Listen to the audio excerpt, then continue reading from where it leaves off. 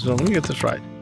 We're going to make a show about a family, but you're not going to fight. You're not going to cuss. It's going to have a prayer at the end of it.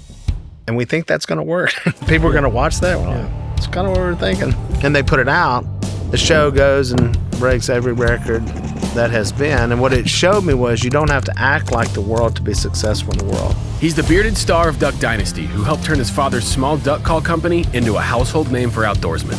But beyond the TV fame, Willie Robertson's story is about faith, family, and using influence to build something that lasts long after the cameras stop rolling.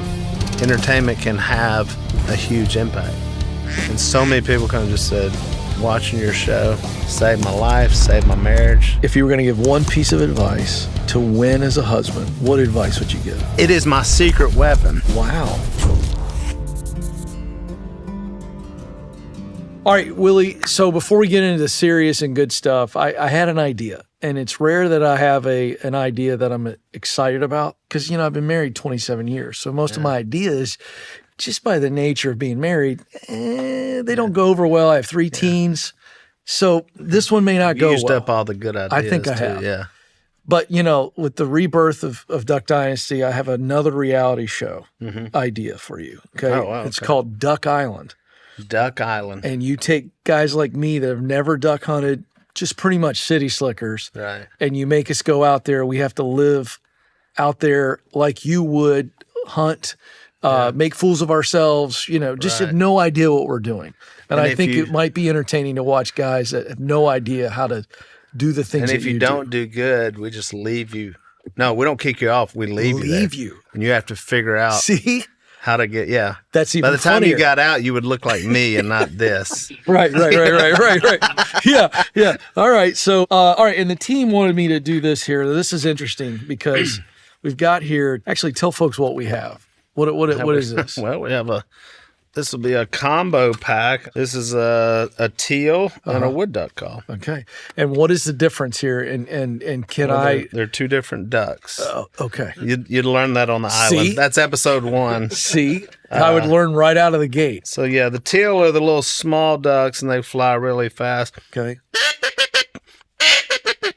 That's about all they do. Okay. Now, so like you would think of a mallard is louder than that, and usually a little more but teal are like, and so you can hear those. Now, the wood duck is completely different sound. Okay. And if you've been out, I know you haven't been hunting, you may have heard this noise, maybe if you were near water and didn't know quite what it was.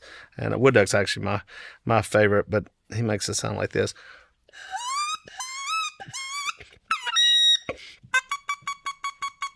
Yeah. So it's a totally. Did you get the? I get how different it is, and I'm thinking to myself, if I had to learn how to do that, it'd be a disaster.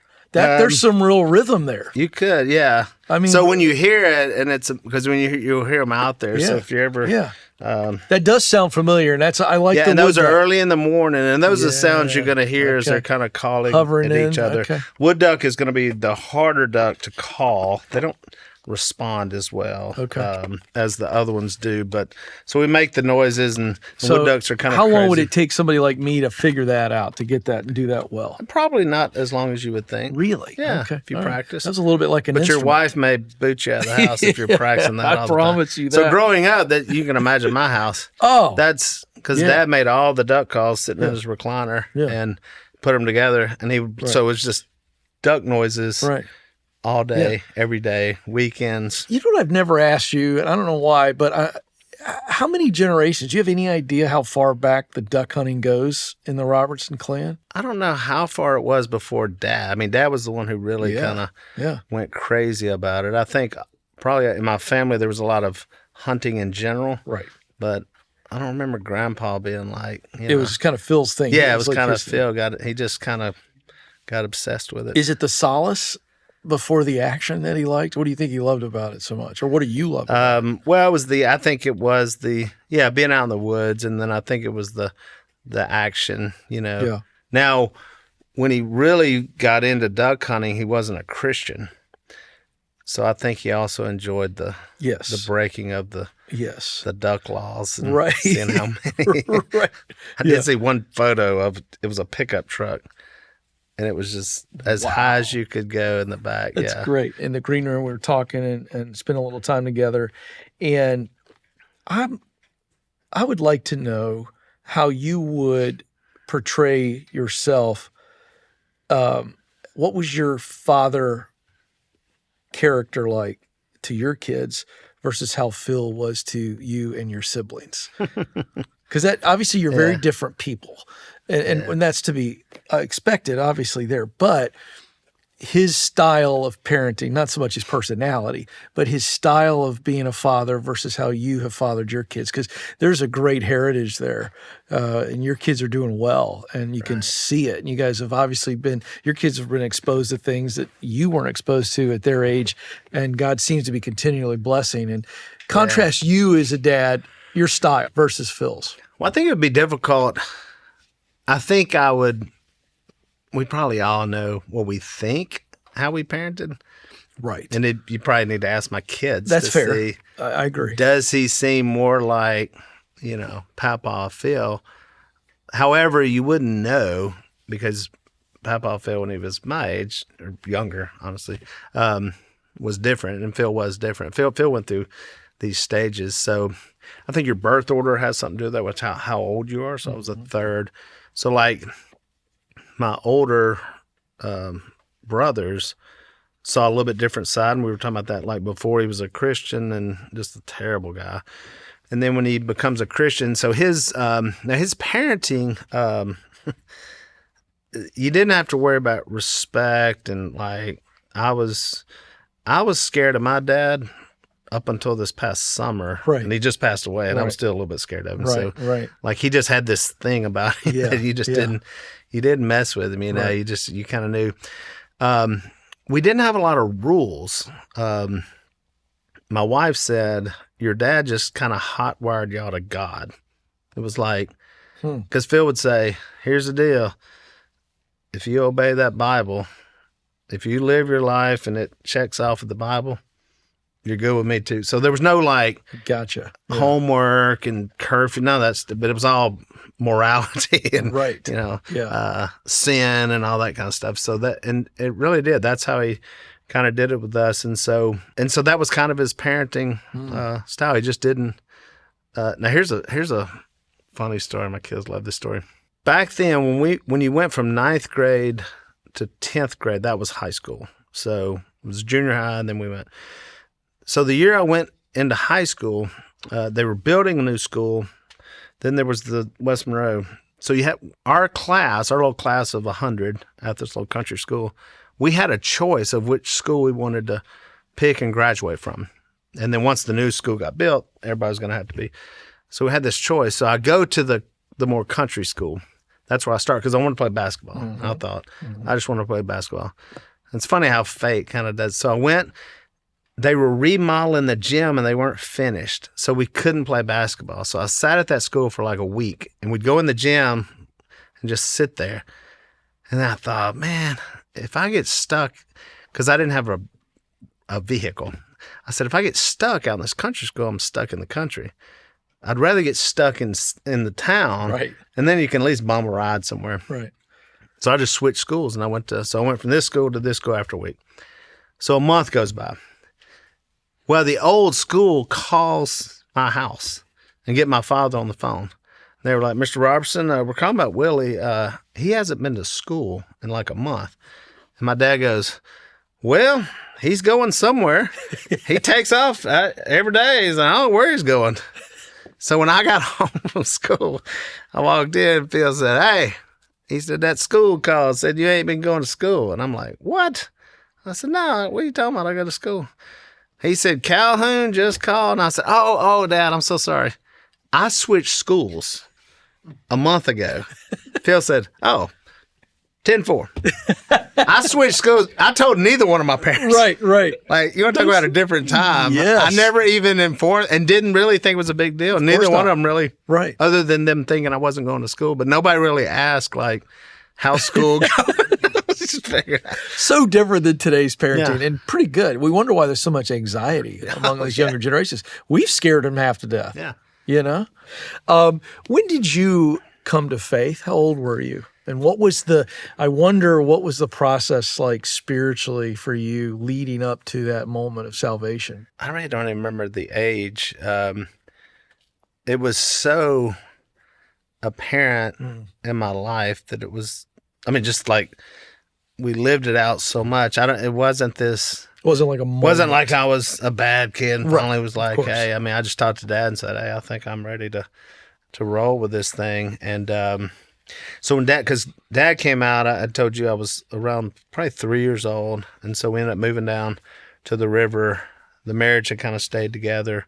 Phil and Kay had just gotten back together. So I knew something, even as a child, and Dad was still a little rough. He was a Christian, but he was still kind of hardcore. And so we moved down there, starting this new business. We're going to build these duck calls. And so everything was good. And then he just would read the Bible like crazy and had all these commentaries, and he would just study it. And then he started teaching a Bible class, went to a really small church, like a 30, and he would teach the Bible class. So he would just constantly read to get prepared for that. And then he was always sharing the gospel with people, mostly men, who would show up down there to buy duck calls, or some of his old buddies that would come back, because he had moved states. So they would come back and be, trying to find him, and he'd get his Bible out, and he'd go around the river and he would baptize these people in the river like crazy. And so I would just sit and listen to those. We heard duck calls and we heard Bible studies, and then couples would show up. And then when you kind of get known for that, people are like, oh, you should go down and see Phil and Kay, or take him down to, so every wayward boy or college kid or whatever, their parents would drag them down there to meet with the guy at the river, and he would share his faith. And so, yeah, I just watched that. It was every week, all the time. Wow. And it never stopped. And then once he started speaking more, because once we started making the videos, or once they got a little more popular, so then he'd be asked to come speak at these wild beast feast and men's things, really small DU banquets. And so he would go and he would blow his duck calls a little bit, and then he would say, all right, now I'm going to preach a sermon. Then he would just go lay hellfire and brimstone, lay the gospel out. Yeah. And so I watched that. So for me, that was life. Life was, faith was just number one. Yeah. So then I'm studying the Bible like crazy. I'm starting to study the Bible with people. I remember in 6th grade, I had my Bible at the school, which wasn't that unusual back then.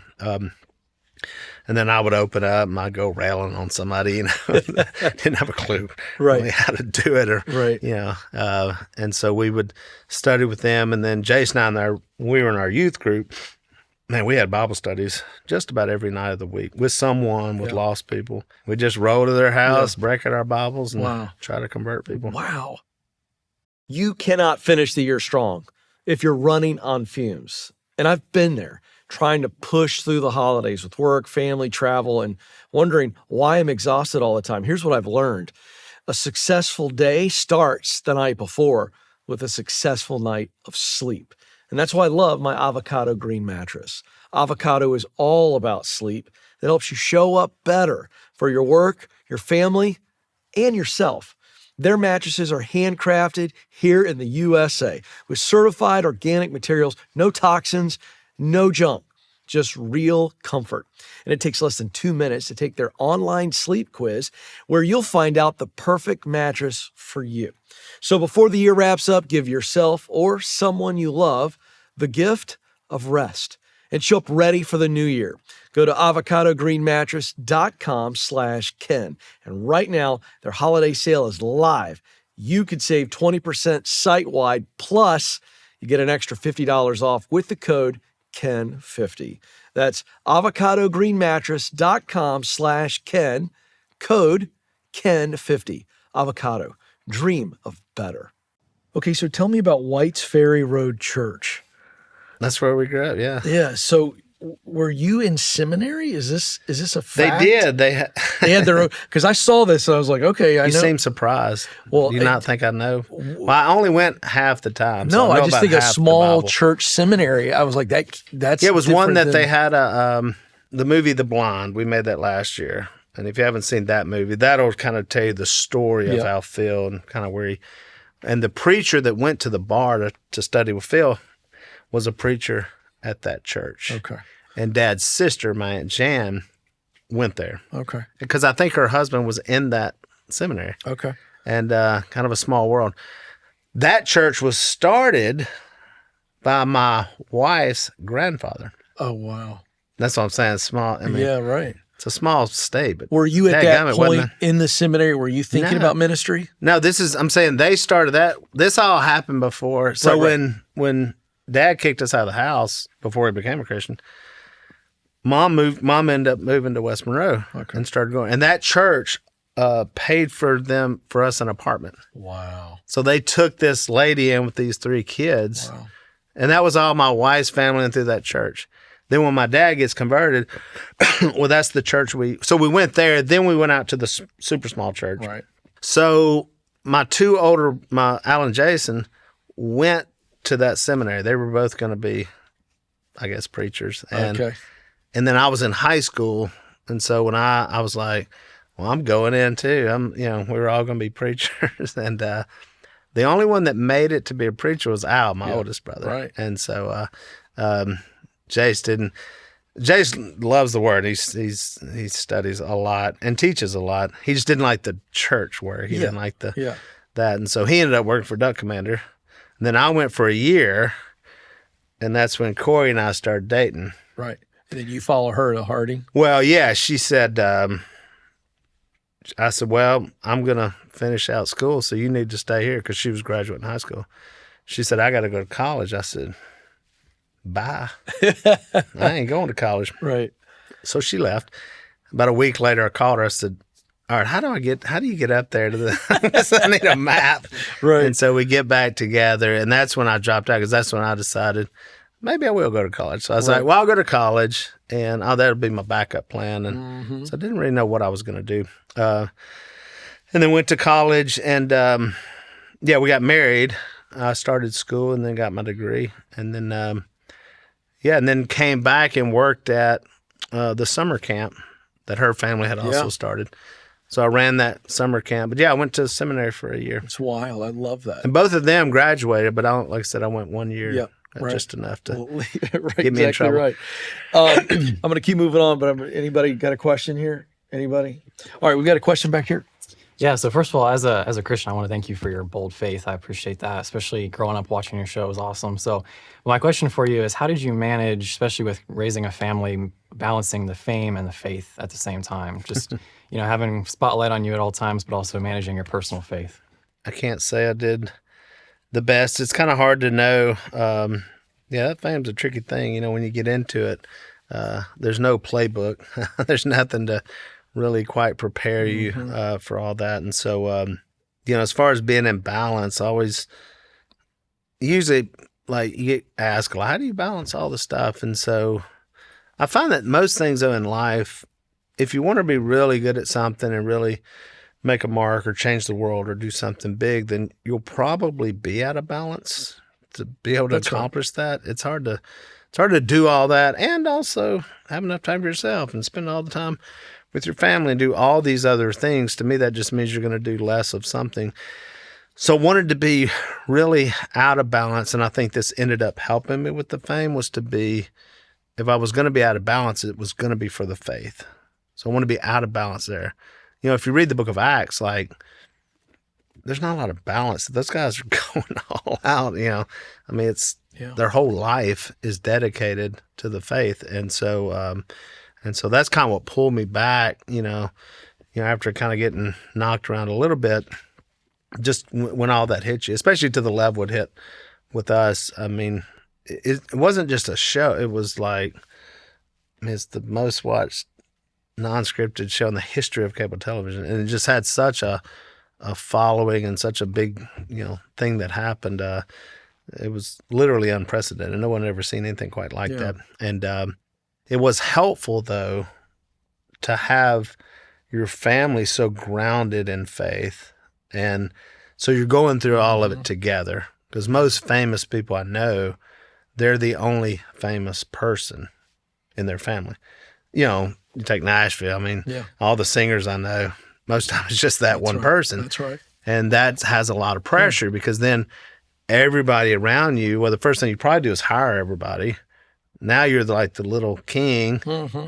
And then you kind of got a lot of yes men, and that can kind of get you, that can create its own problems. Was Phil irritated by it? Was Phil irritated by the whole thing? Hated it. That's what I thought. And I wonder if, you just said something that I've never thought about, spiritually grounded for sure. And a lot of spiritual maturity throughout your entire family. And then this comes along, and he's the patriarch, and you just had the sense that somebody really bent his arm to do this thing in the first place. So did that ground everybody too, taking it from the top where he was like, this is just a silly thing and we're all not going to make it bigger than it is? Did that have some role in that? Man, Phil was so funny with this. So I'll say this, business-wise, Phil got out of the way and let me take it.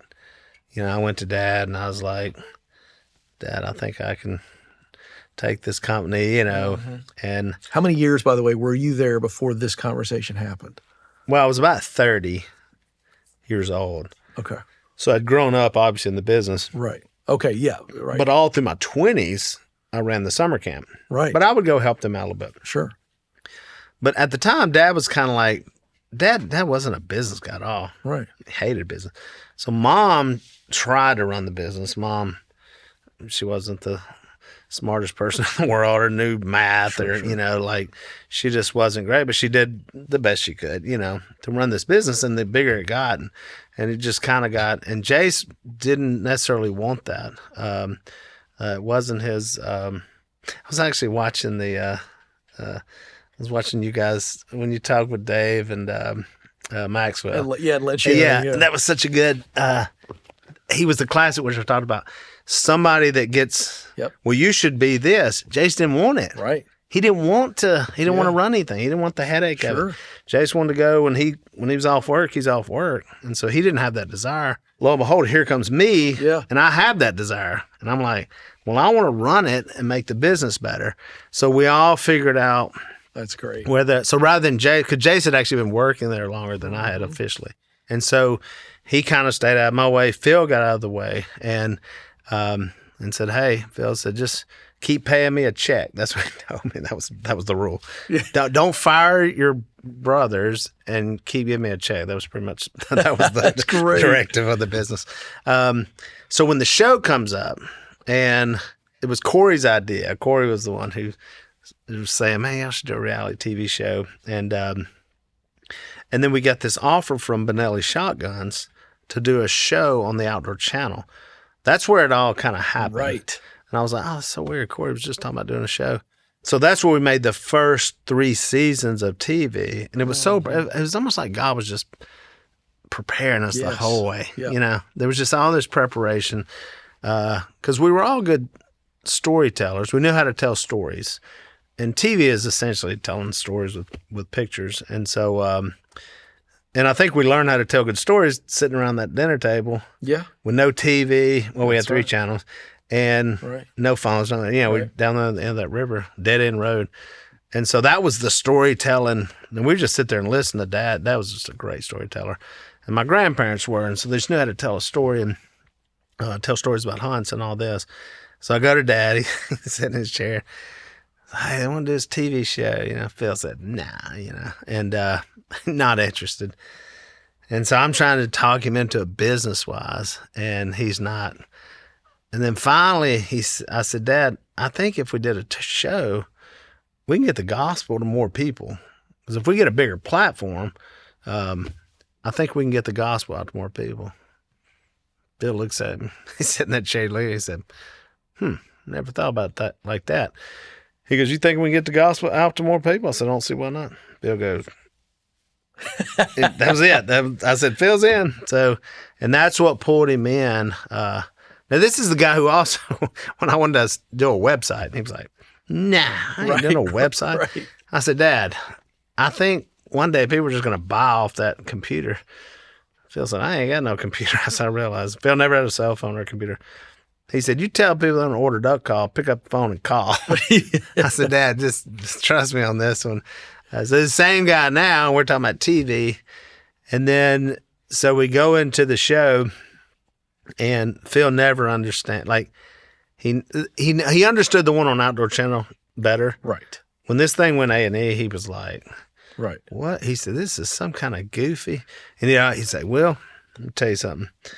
Needs to be more preaching on the show." I said, "Dad, there's another Robertson family with a preaching show. It's a 700 Club. Like, this ain't that show. Right. This is, Yeah. if they want to know more, Right. like, let's get them involved. We give them a prayer at the end, wholesome show. You can all watch as a family. And if you want to know more, if you want to buy your book, if you want to buy." Right. And then the minute the show ended, Dad had a video camera in the woods the next week. Yep. He was the first one that Right. started filming it, because Isn't we were that all crazy? like, whoo. So Phil's out there filming. So I said, "Phil, I thought you didn't like doing a show." He said, "Will, we got to preach the gospel on this internet." He goes, "It's worldwide. We ain't just at a church. We're right. preaching." Now He got he it. had finally seen the That's light, great. to be able to get the message out. And that was his biggest concern. He just wanted to get that message Yeah. out to so many people. Wow. But no, he didn't like the show. He just, I think for him it was hardest when you were saying the patriarch. He had yielded over to me, Yeah. kind of running the company. Of course. So when we started doing the show, it was easier for them to say, "Oh, Willie said this is what we're going to do." And so we kind of guided them along. But then when you had this crew of like 22-year-old kids show up from Los Angeles, now they're telling you, "Hey, Mr. Phil, do that, do that." And he's looking at them going, Yeah. yeah. And even for me, as the CEO of the company, that's your boss now, or who trying to be your boss. Right. It's really hard to, I can only to yield to imagine, them, and, kind of how you live your life. But it worked out, and I feel like God had a plan Yeah. for it. He had a plan for us Absolutely. specifically of what needed to be said kind of at the time, the entertainment and all that. Is there a instance or a story that you haven't shared or not shared very often, of somebody who watched the show and they got the gospel, they saw enough, and maybe they reached out to you and you heard about a transformation? Anything? I'm sure there's lots, but anything stick out to you? Thousands. Well, I'll tell you one. I heard last week. I was doing another podcast, and he said, I was with a guy. Like, this was 2 weeks ago. He said, I was with a guy. You took a picture with him. I can't remember the city. He said, and he was like crying. He said, that guy was going to kill himself that day, but met you, ran into you. And he said, I want you to tell Willie, because I know you're going to see him, that he literally saved my life on this earth. So and that's obviously one that I've just heard, but there's been thousands. I mean, I was just in Spokane, Washington, and then I was in Ohio before that. And so many people kind of just said, listen to the podcast, watching your show, saved my life, saved my marriage. That movie, The Blind. Yeah. I mean, there's been people come to me just crying, saying, we thought our marriage was over.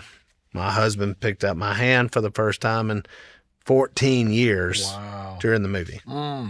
So you see the impact that you're making through entertainment, and entertainment can have a huge impact. Yeah. It's obvious. It's obvious that what we just go read the news. That's right. Read the news on platforms and what people are showing and what people will say, and all that is important. It can steer people, and so I think for so long there's been just a lot of dark stuff, you know, that's been put out that people watch and their children watch, and so I think when this came out, I mean, if you'd have told me God was going to take a show, put a prayer on the end of it, and it was not going to be on, the religious channel. Right. Yes. It's going to be in Main Street through Hollywood. Right.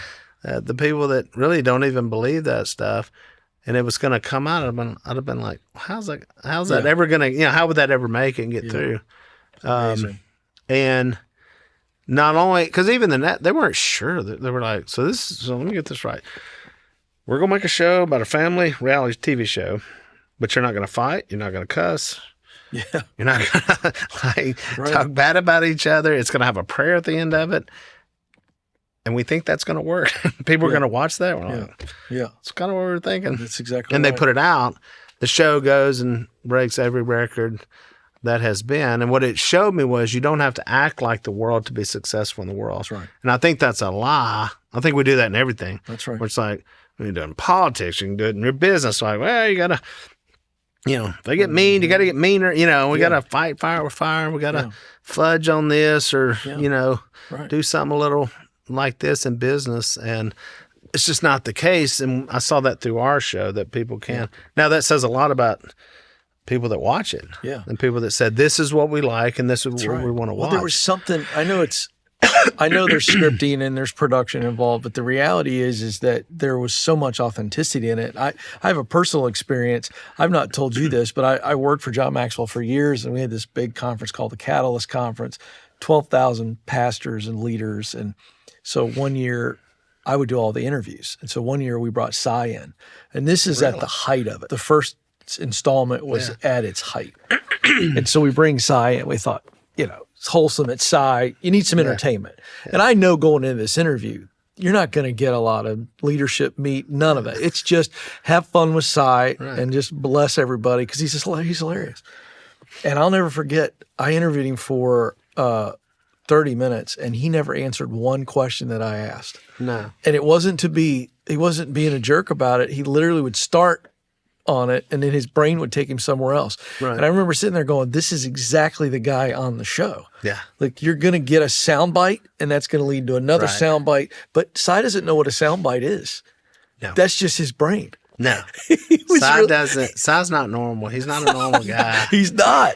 And he would rarely translate over like on a speech or like you're saying an interview. Because you'd think like, oh, you get Uncle Cy, it was weird, because what he tries to do when he gets like this setting, he basically what he was doing is he was trying to imitate Phil because he looked up to Phil, right? And Phil was always like, and so Cy would try to do his version of that, and he would mess it up to trying to. And he was trying to be what he had heard Phil because he was always with Phil, and Phil was mostly doing all the talking, and so it would get a little bizarre when he would go because I've been with him on stage too, and I'm like. Yeah. But on the TV show, gold, Perfect in that setting. Just gold. and once he figured it out, he was. He's a treat. But that's funny that you got him. Hey, it's the holiday season, and everywhere you look, there's another sale. And hey, saving money is great. But most people don't realize how much personal data they're giving up along the way. Every time you click that Save Now box or enter your email, you're sharing little pieces of information that can spread a lot farther than you think. And that data doesn't stay put. Data brokers grab it, bundle it, and sell it. Your name, your phone number, your address, and so much more are all floating out there in cyberspace. That's how you get spam calls, sketchy text, and that uneasy feeling like somebody's watching your digital life. So it's time for you to take back control. That's where Delete Me comes in. They're your digital pit crew, finding your personal info on those sites, removing it, and keeping it gone. Folks, peace of mind doesn't come from ignoring the problem.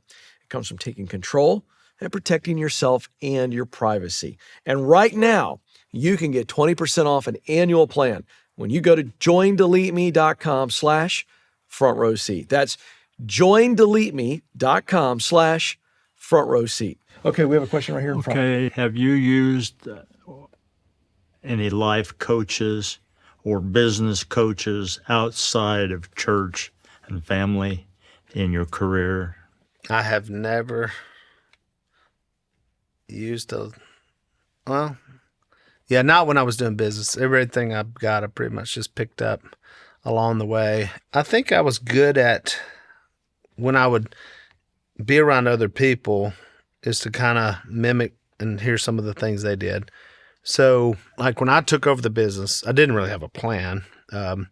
And the business was in debt. It was, nobody wanted it. And so when I took it over, I was like, man, I've got to do some things that are, fortunately, the internet was just hitting websites so I was right about that time is when I'm coming along. So we did duckdynasty.com. We did some things. But one of the best things I did was I went and I found people to pay us money to use their products.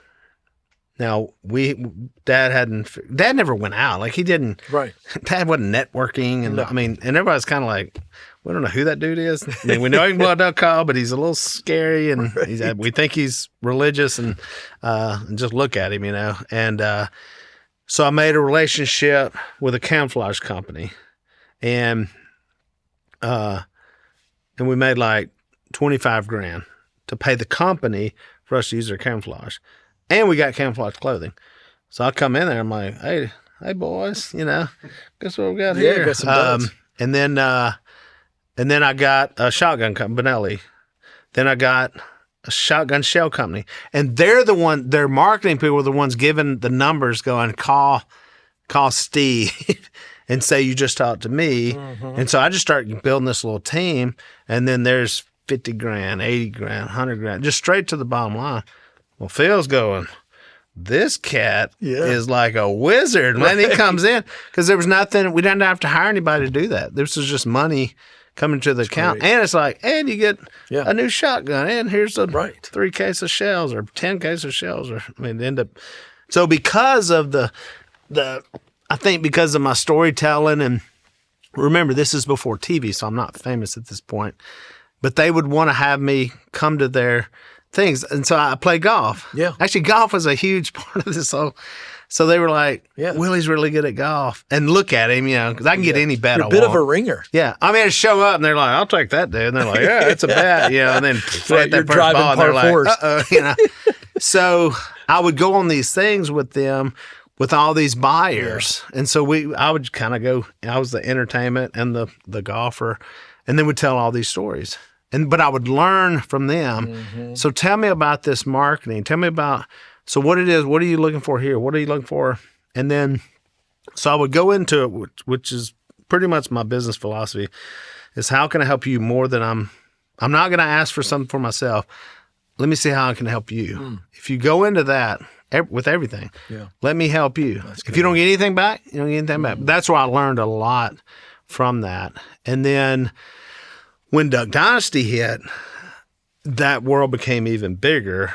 It's where I met Dave. It's where I met Dave. And then Dave and I go hunting together.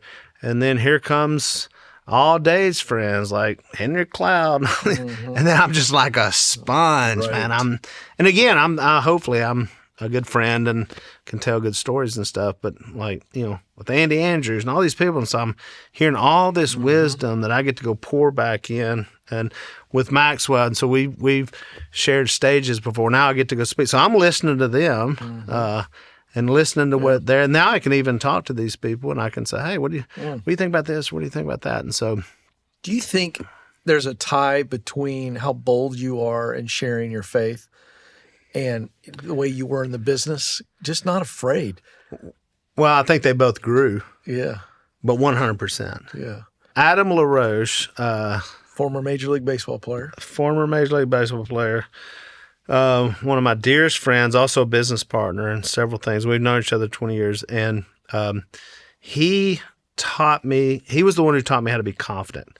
I'd never seen about that. Phil was confident, but I think it's hard to learn from your dad. It's hard to pick. Right. And Phil's such a unique person anyway. Yeah. But I'm hanging out with this guy, and he was so confident, And I was like, man, this cat, he is. And so I started the more I was with it, I felt like, I felt more confident just being with him. And then we also shared this faith thing. And so he didn't know how to tell people. He couldn't take it all the way home, but he knew everybody. He was a gatherer. He could just bring people. So he'd call me. He'd be like, Willie, get to Milwaukee. We're playing the Brewers, and I've got 3 guys that need a Bible study. And here I come in there. And I come in with the Bible, and then we go after them, and then we converted a lot of people like that. And so it's kind of where he kind of lacked. We just didn't know the kind of the Bible as much. Also a good golfer. Yes. And so we just kind of learned from him or whatever. And I did go to something with Pete. Pete Richardson. I can't remember the name. the company, but it's like where he plans out. Yeah, he does life planning for people. Like, yeah. Yeah, I know Pete from way You know, back. okay. Yeah. So, and my wife cons me in this. She's like, we're going to go to this thing, and Pete's going to teach us. And I'm like, okay, we were going skiing, and we were going to stop by Boulder, run in there. So I'm thinking it's like an afternoon. It's 3 days. Oh, yeah, I was going to say. So we're on the plane. I'm like, what are we doing? She's like, yeah, I think it's longer than what I thought. I said, you could pick anything that I love to do, golf, football, business. There's not any, I wouldn't want to talk about it for 3 days. Right. What in the world? I'm the most negative spirit you've ever seen on the whole trip to Boulder, Colorado, just spewing. Yeah. She is just hearing it from me. I'm telling you, I'm leaving. I'm not going to stay. I can't believe you wrote me into this. And then it's just like life change, Oh, it's incredible. And we went through, and so basically mapped out, especially where Corey and I were in life, once you've been married, we've been married 33 years, to be on the same page. And we really looked at this decade of the 50s of kind of what now. Yeah. And that was so helpful to me because every decade of my life has been something different. Yeah. So I don't have a career where it's like, that's what I want to do. And it has been the craziest. Like in my 20s, I ran a summer camp. Yeah. I made $22,000 a year. Wow. But I spent a lot of time with my kids. Yes. Wouldn't trade it for nothing. No. When I'm 30, I take over Duck Commander. So now I got to learn the business kind of, but not the business is changing. I'm selling to Walmart, Bass Pro, big stores. I got to figure out all this stuff. So I just poured myself into retail business, marketing in my 30s. When I'm 40, Duck Dynasty, whole new business. Now I got to know TV, licensing, media. How do you deal with the media? Yeah. All this stuff through my 40s.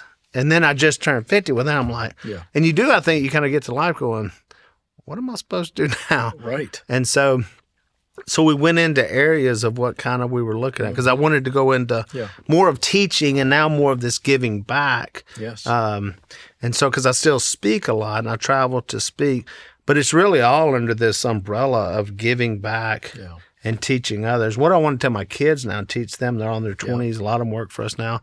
We end up getting back into TV with them, but I took more of this teaching thing, which really inspired me to do my last book called Gospeller. And so where I go through and tell these stories of the faith, of sharing with people, because what I realized was a lot of people just don't know how to do that. They don't know what to say. No. And so I put all these stories down, and that was one thing I wanted to do, which has led to so many other things. And I think it happens on TV. You were saying like me with the grandkids on the TV show. Yeah. So it's almost like that's where it's helpful for me to know, and Pete and his team were helpful to help me to kind of get you on the right path, as opposed to just being like, that's right. And so the main thing is what you need to just say, hey, get rid of that. That ain't really helpful. Yeah. Not that it's bad. It's he just really like, helps with what are you going to say yes to, and then the no's become easier. That's it. And he's brilliant that way. And then getting the right people. So I'm all about growth. So it's all about we can do anything in the world we want to do. Correct. We may have to hire some more people who. Do you have a sense that you're, Lord willing, your 50s? I just turned 51, so I'm not too far behind you. But your 50s and 60s and 70s could be the greatest years of influence and harvest. Just like everything you've done up to this point, the 50s is the start. Probably has to be the best because you're the younger version. Fair. Somebody said in your 50s, I just heard that stat. Yeah. Because you finally kind of know what it is that you know. Yeah. And hopefully you've made enough money where you can actually do more things than you could in your 30s because you ain't got no money. Right. In your 30s, you're like, it's all great, but I ain't got no money. And so your 50s can be, it can be a point to where it's like you can do some of the things you want to do, but you've kind of figured out kind of what works and what doesn't work. That's right. You're not building any. Arthur Brooks talks a lot about this. He was on this show, where you said, this idea that, now it's less about building. It's more about teaching and guiding. Yeah. In, that way. And it can be both. Can. Now, and I'm going to throw you a curveball. I like it. Phil, Si, Kay. When Duck Dynasty started, they were mid-60s. Wow. Yeah. They were, everything in their life looked like, all right, Yeah. we've done it. We're retired. Right. You know, Willie's run the company and Si's just whatever he's doing, you know. Yeah. And then that show happens. crazy. Do you know how many books that Phil wrote after the show? How many podcasts he did? All of that past 65. Yeah. So you never know. That's my point. Because when it started for me, I was 40, and thank goodness I was 40. Yeah. Because I knew, you know, I kind of you've on some solid ground there, which helps with that when you're on solid ground. Yeah. The other thing to that was we never had to move. So I didn't have to move to LA, move to New nice. York, moved to Nashville, which everybody's doing now. So we were all same hometown, same churches, same grocery stores, same schools. Yeah. Kind of helps you keep you a little bit grounded, Very I think, when you have to go out and kind of chase that. Love So that. Let's get to our last audience question. Let's go right here. As you get older and with kids, you transition from a parent to a coach. So I'm wanting to understand how your life has flourished in that transformation from being a parent that's on death watch to a coach now watching their children out in life. I would use different terms when I think about that. Remember I told you I was a coach as well. I would say, I feel like when I was parenting, I would characterize it more like coaching, you know? Okay. Maybe that's the way I parented, but like it was like a coach. It was like a coach. You're coaching the team you're stuck with because it's your kids, 100%. you know? And it's like you can't all right, you're out of here. I need some new players. Right. And we have 6 kids, so we kept getting more players in. But I really felt like kind of the coach where you'd have to be stern and but a coach that was so happy for the wins. And I think about myself more, not as coaching, but running, but being beside it when you become friends, you know, because now they're, I just consider them co-workers in the kingdom of God. I mean, now at least that's where you want them. You want them in the kingdom of God feeling like they're working. And Phil told me that too. He when I would tell him about where I was speaking and who I was studying with, and that's literally all we talked about. When Phil and I got together, it was always just that. Like, well, who you been preaching to? And I said, well, I just got back. I was in Memphis, and then I was here, and they had 60 people come to the Lord, and Phil was like, hey. He said, well, I just talked to, you know, which he would have people come by his house, and he would just be out there studying with them, and he would tell me kind of what, and then he would give me like, this is where they were, and so I kind of view it more like that. I would think I'm more, because now I have my children's spouses who you also take in to teach and help. It's more of this passing along, and so because you didn't have the luxury of growing up and seeing them growing up, so I don't know kind of what went in, and so I've got to help them to, one, keep their marriages together, keep them happy, be involved, but not be too involved, you know, and let them go and let them make mistakes, let them, you know, and just try to give as much wisdom. And then you flip over to these grandkids where it all kind of starts over, and then you start, which will be the different version of what I was as a parent. Now you're going to see this way sweeter. And Phil got there too. I think early in this, you asked me about, he ended up getting so like sweet, you know, he was just so nice, you know, it was so different than how he used to be. And so, but he was very super kind and kind of loved that. So that's kind of the way I would see that. I love that. Yeah. The coach to cheerleader role. I mean, at some point we want to be cheerleaders for our kids, adult kids, and go, man, we're behind you. Yeah. Just rooting you on. You know, that's so beautiful. 33 years of marriage to Corey. Grew up essentially same area. I would be remiss if I didn't ask you, what advice would you give to young men? A lot of young men on YouTube watching this. You been married 33 years. You can look back on a beautiful heritage in your family. You've done so well. Looking back on it, I know you're still learning, but what is, if you were going to give one piece of advice to a young man to win as a husband, What advice would you give?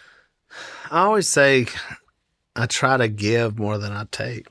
And so if you just think about it, rather than be a taker, I just want to be a giver. So if you go into it with that mindset, that's kind of how I looked at money too. Like, I don't think I've ever, like, I never balanced a checkbook. Like, you know, maybe going like, I always just knew I got to have more money in that thing. Right. Than I take out. Right. As long as am I ahead? You're still ahead. You're fine. That's right. And so Yeah. in the aspect of marriage, it's giving. It's like, what can I give, you know, and how can I give? And what are those areas that you can give in? It may not be what you think. You may have to find where those places are, because I don't know who you're married to or who you're going to marry, but they're all different. Yeah. So, and I think in business, y'all talked about this as well in that one show about what's your motivation, and I'm big into that. Like when I hire, what motivates you? Yeah. And it's not always the same thing. And when people do that and cheapen it down, TV will do that a lot. Like, oh, we know what all men are about, and we know what all went. No, that's not the case. You know, like with my dad, money wasn't the biggest motivator at all. And you'd think, well, money always. No, it's not. It's not. It's not. What wasn't with him. It's not like if I give you enough money, we do this. You know. So it's a different motivation. So with whoever you marry, you find where you can give into that, what that may need to be. Yeah. Like for me in my marriage, one of the things I do is like I cook. I am the cook. Okay. My wife does not cook. All right. She does a lot of great things. Cooking ain't one of them. Okay. About a year into it, I called my mom. I said, Kay, Corey can't cook. She said, I warned you about marrying a skinny girl. And I said, well. It's great. But she can't. And so, but I remember I thought, man, if I could do this could be very helpful in this relationship and even in life. It is my secret weapon. And probably one of the greatest things I've done that I can actually brag about. I live right here, and my kids, I can hit all their houses with one set of golf clubs. That's great. So there's something to when your kids want to come back and actually be around you. Because I've seen it in people's eyes going, so many people are like, if I could have just that. Yes. It's not the money. It's not. That's right. If I could, where you can see those grandkids, they're at my house every day. Now, the cheater I did there, in-ground trampoline. Nice. This is a hack. Better, I'm telling you. That thing is like, it's the magnet. Pied Piper. That every day they're on that, it's in the ground, so it's like you have to dig a hole and all that. Yeah. But that's my secret weapon there. But having those kids want to come back and to be around you is something that I'm really proud of because, you know, because I've talked to a lot of people and they're like, I'll tell you who I ain't going to live by. Right. In fact, I said that about my wife's parents. I told her, I said, let me tell you where I won't be living is on this street ever. And they were pretty well off. And I said, I'm never living on this street. And now I can hit their house with a sand wedge. You know, they're connected. Right. We're right there. Yeah. And so you make those adjustments. And for me, cooking, that's kind of my secret deal is that my kids, they're over at my house all the time. And then when they have people come in, they're like, Dad, can you cook? Sure. And so I'm sitting there and this big family dinner time. Same thing what you saw on Duck Dynasty. Because we're all going to eat somewhere. And so the family prayer at the end of the show was important. But actually, you know what a lot of people don't do anymore? They don't even sit together and eat. That's correct. Everybody's just grabbing it and going. And That's correct. And we never see each other. We never talk. And so that was one of the things. So that's for me a giving where I can serve and say, because to cook and to cook good, it takes, takes time. It takes, I'll ask you this before we wrap. What is the meal? Like if you're going to show off and you got a bunch of people coming over, what's your go-to meal? The Willie Robertson special. It's your finest moment. Fried deer steak. Wow. What do you fry it in? Peanut. Are you talking about the oil? Or Yeah, the oil. Well, I didn't know. Yeah. Butter? Yeah. So peanut oil. Yeah, fried deer steak. So it's a whole process. And so It starts in the woods. It's fresh. I get to pick exactly the select. This is that's not right, this. that's This right. one doesn't begin in the grocery store. Right. So yeah, we get the deer, we get the meat. There's a whole process. It's fried, and then I steam it in onions, apples, maybe a little garlic. So at the end, you're cutting it. So if you ever had fried venison, you're like, "Oh, I didn't like it." It's probably because Papa didn't know how to cook it, or he cooked it too long. Right. And he went about 7 fries on there, and the last one was all burnt. So I love venison, but I've never had fried venison. That's why I was curious. it's my family's. Okay. If you ask them, if you text them right now, then if your dad can cook one thing, it's actually in season now, so they'll be ready for it. Let's go. And it's kind of that seasonal meal. Yeah. So growing up, we ate off the season. So it was deer and ducks and doves, and then we go to fish and crawfish, and so we just kind of ate. Yeah. Frogs. Right. Frogs during the summer, and my now squirrel. We ate squirrels a lot. So I'll tell you this last story.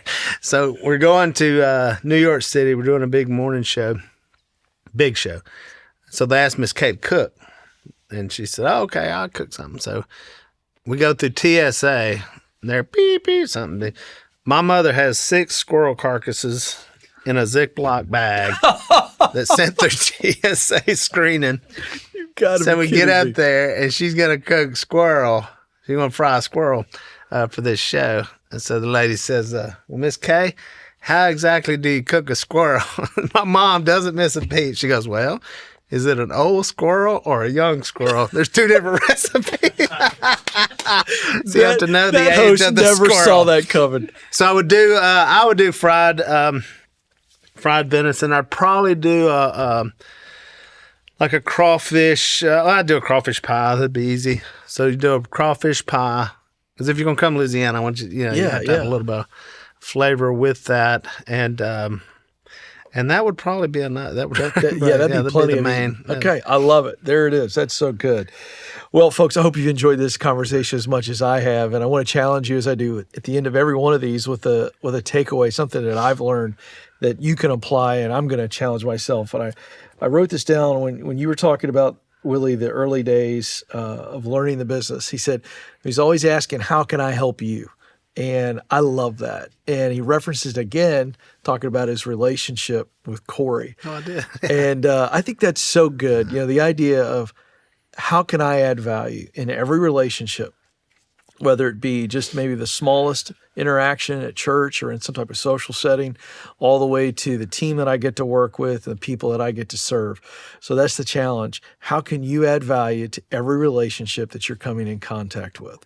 Hey, if you enjoyed this conversation like I did, please let us know by liking and subscribing. And if you'd like to join us in studio for a future live recording, check out the link in our show notes for up-to-date info on our guests, dates, and opportunities. Hey, to my friends in the room, thank you all for being with us. And would you join me in thanking Willie Robertson for hanging out with us? So fun.